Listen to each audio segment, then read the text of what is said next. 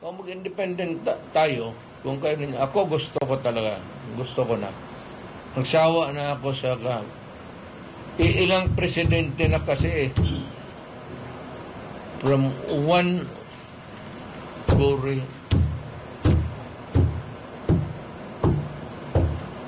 Walang nangyari sa Pilipinas. Walang nangyari sa Pilipinas. Matapos sa naganap na Leaders Forum at prayer rally sa Davao City kamakailan, dating Pangulong Rodrigo Roa Duterte muling humarap sa media upang bigyang linaw ang ilan sa mga katanungan ng taong bayan. At isa na nga dito ang pagbubuklod ng Mindanao at pagkamit ng independensya. By the way, there will be a sort of a regrouping in the political arena dito sa Davao.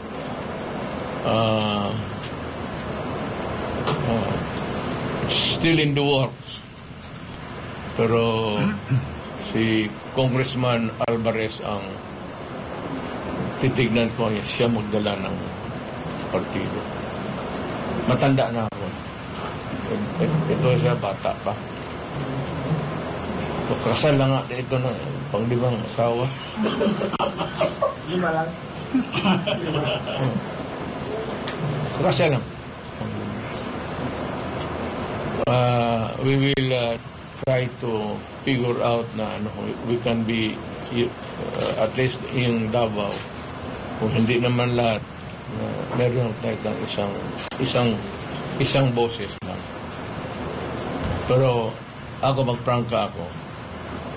Kikinig sila. We do not accept people na walang prinsipyo. Governor kung congressman ka wala kang prinsipyo, huwag ka lang pumasok. Kung ikaw sa ganun, pagdating ng pera, mahirap yan. Ayon sa dating Pangulo, isang movement o kilos ang bubuuin upang masimula na ang makinarya o proseso para makamit ang kalayaan o pagbubuklod ng Mindanao. Bebot has been going around convincing people. Pero kami, alam ko, maganda yan, pero hindi pa na, wala pa yung dumating yung ano talaga yung nakita na natin yung baski na anong gawain natin, wala tayo. The next president again will be as lousy as the old. We cannot, may ano tayo, may at stake is our future and our children. So, separate na lang tayo. Sir, will this endorse a new president, sir? Ha? Will this endorse a new president, the new party that you are... No, wala na ako. Retired. I will just be an advisor. At kung may itong matuloy man itong Mindanao, I will not run for any public. Who is a possible candidate? Ako? Can you, if not you, who is the possible candidate for that?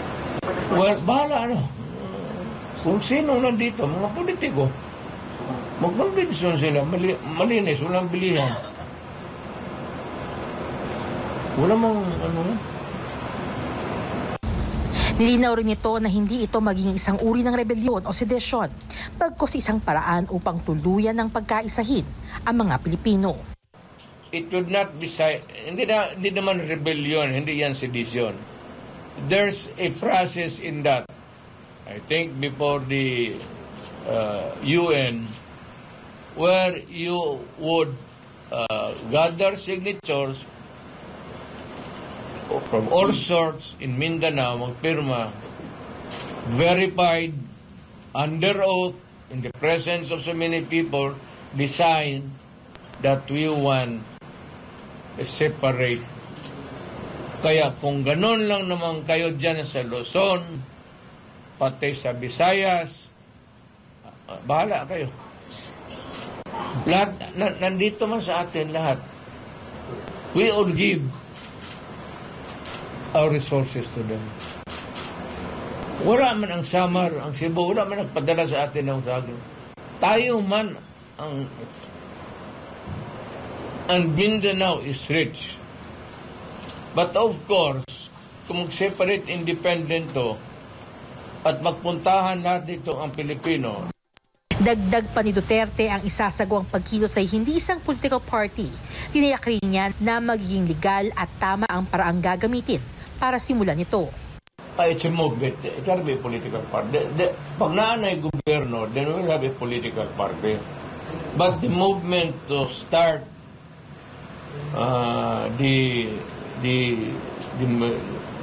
ang makinarya para mulihok na towards independence.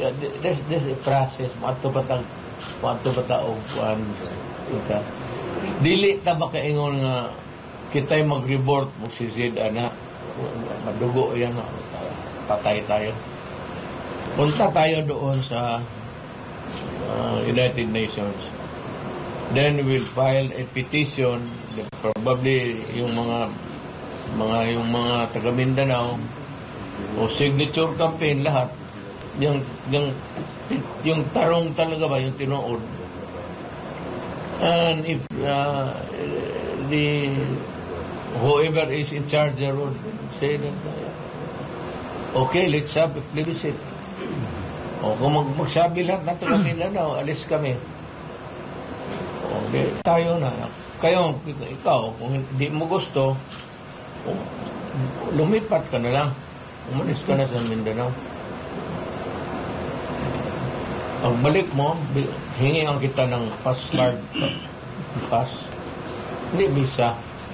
Ipinalawanag niya na sa planong Mindanao Independence ay magiging pantay ang lahat. Kasunod ang paninigurado na matututukan na ang pang-aabuso sa mga mamamayan, lalo na sa pera ng bayan. The only reason, remember this, do not misquote or dagdagan ninyo or tanggalan ninyo.